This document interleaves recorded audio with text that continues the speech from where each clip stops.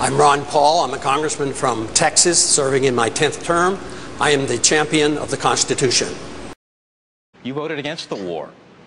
Why are all your fellow Republicans up here wrong? That's a very good question, and you might ask the question, why are 70% of the American people now wanting us out of there, and why did the Republicans do so poorly last year?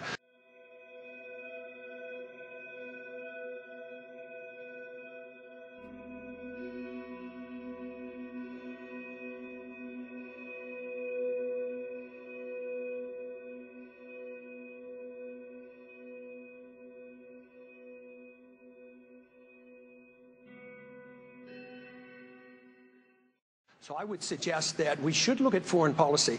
I'm suggesting very strongly that we should have a foreign policy of non-intervention, the traditional American foreign policy and a Republican foreign policy.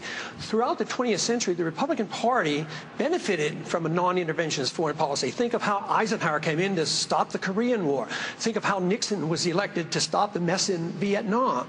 How did we win the election in the year 2000? We talked about a humble foreign policy, no nation building. Don't police the world. That is a conservative, it's a Republican, it's a pro-American, it follows the Founding Fathers, and besides, it follows the Constitution. I tried very hard to solve this problem before we went to war by saying, declare war if you want to go to war, fight it and win it, but don't get into it for political reasons or to enforce UN resolutions or pretend the Iraqis were a national threat to us.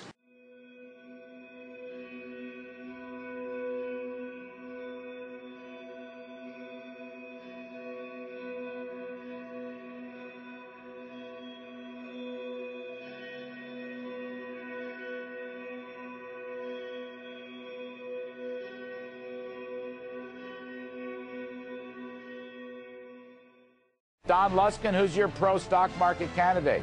I mean this in all seriousness, Larry. Ron Paul. Of the serious contenders this evening, Pat, is there one who adheres closest to your conception of classic conservatism? I think the closest, candidly, is probably Ron Paul, who is a pro-life libertarian who does not vote for big spending, who opposed the Medicare expansion, who opposed No Child Left Behind, who opposed the war in Iraq. And he was the Libertarian candidate for president years ago.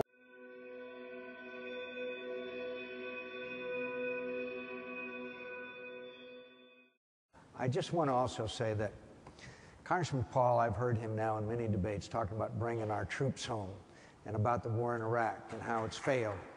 And I want to tell you that that kind of isolationism, sir, is what caused World War II.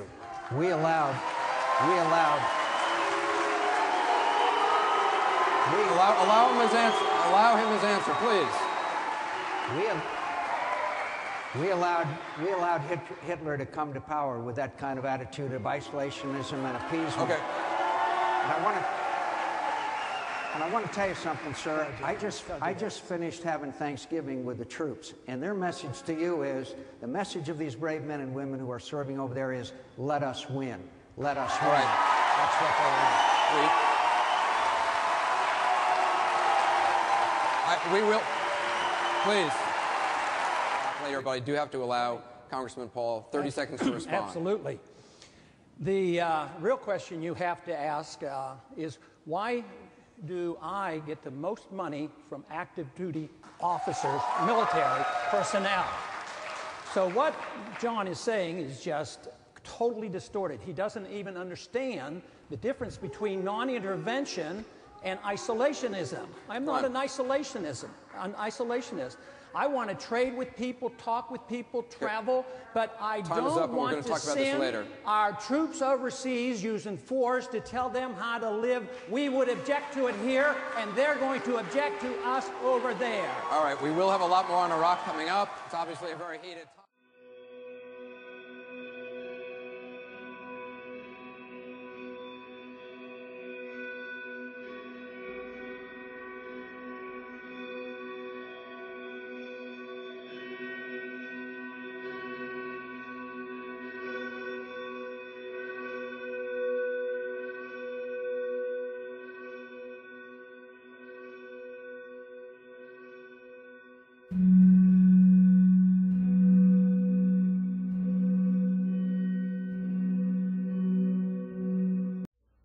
We lost more than 23 soldiers this past weekend. How much longer can the insanity continue here without a strategy that provides us with the strategic withdrawal to an over-the-horizon force has been advocated on this floor by colleagues on both sides of the aisle?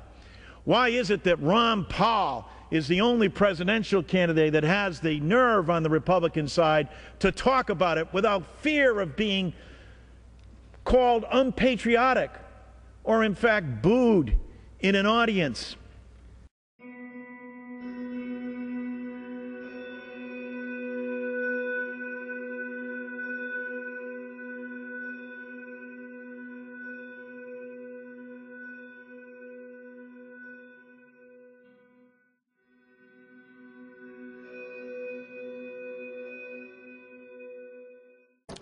The Bush administration is pushing and pushing hard. A partnership between the United States and Mexico and Canada with a goal of what it calls integration by 2010. This partnership among three nations is being discussed at the highest levels of the three governments at the urging of the largest multinational corporations. But it is barreling ahead with absolutely no congressional oversight, no voter approval, out of sight completely of the American people, and as far as we can determine, without any constitutional authority whatsoever.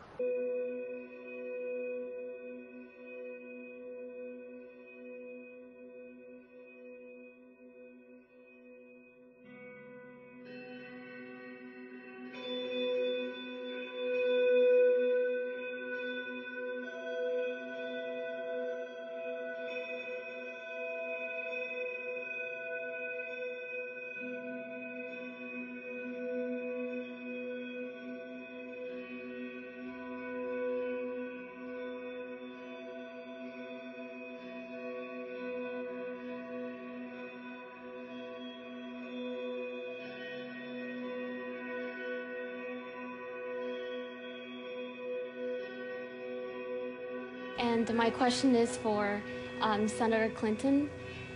This is a fun question for you. Do you prefer diamonds or pearls? Now, I know I'm sometimes accused of not being able to make a choice. I want both.